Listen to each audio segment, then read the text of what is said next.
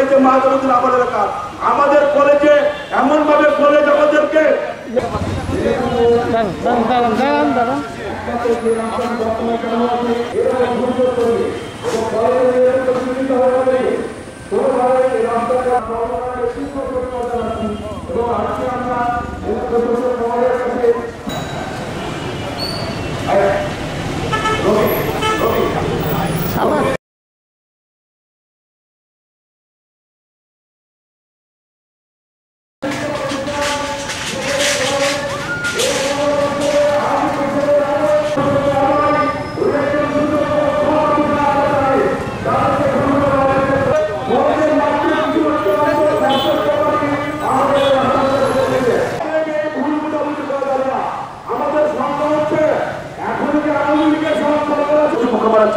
আমি আপনাদেরকে বলতে চাই, মাননীয় প্রশাসনকে বলতে হবে আমাদের একটা টিম যাবে।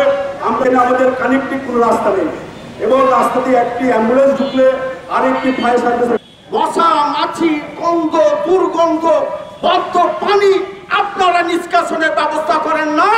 আপনাদেরকে ট্যাক্স দেওয়ার পরেও, আপনাদেরকে ভ্যাট দেওয়ার পরেও ওইসব অঞ্চলের মানুষের দিকে আপনাদের দৃষ্টি যায় না।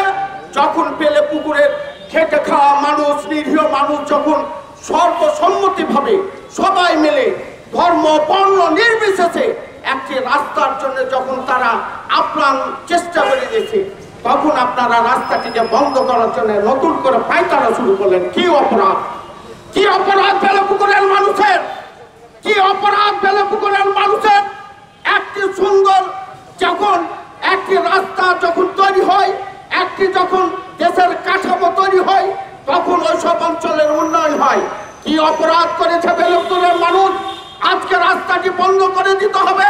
তাই আপনারা যারা দায়িত্বশীল আছেন, যারা নবাবগঞ্জের বিভিন্ন দায়িত্বে আছেন, তাদেরকে আমরা স্পষ্ট করে বলে দিতে চাই, আপনারা কান পেতে শুনে রাখেন, আপনারা নোট করে রাখেন।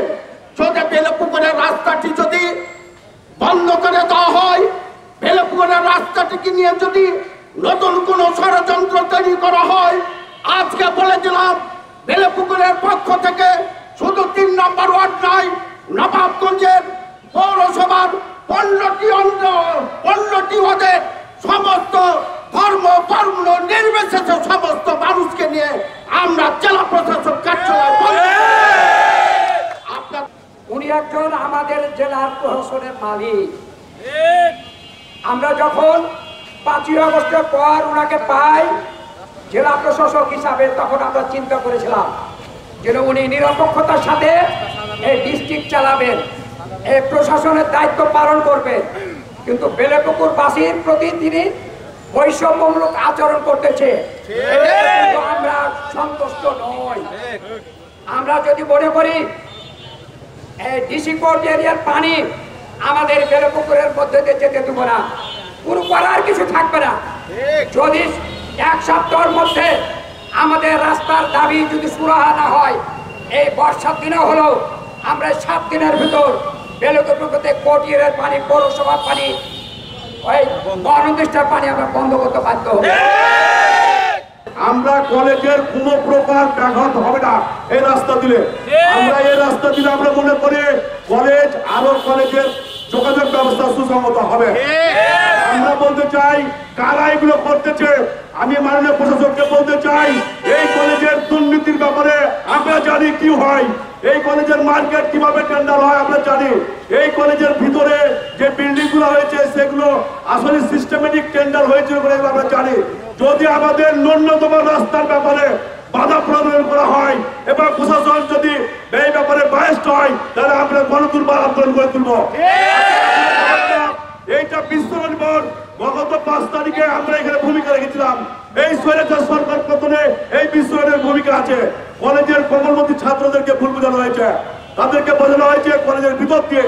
আমরা স্পষ্ট বলছি কলেজের ভিতর দিয়ে আমরা রাস্তা নেব না, আমরা উত্তর সাইডে রাস্তা নেব। আমরা কলেজের ন্যূনতম একটু জায়গা সেখানে পড়বে এবং এটা ভেস্টেড প্রপার্টি, এই প্রপার্টিতে রাস্তার অধিকার আগে, তারপরে অন্য কোনো প্রশ্ন হবে।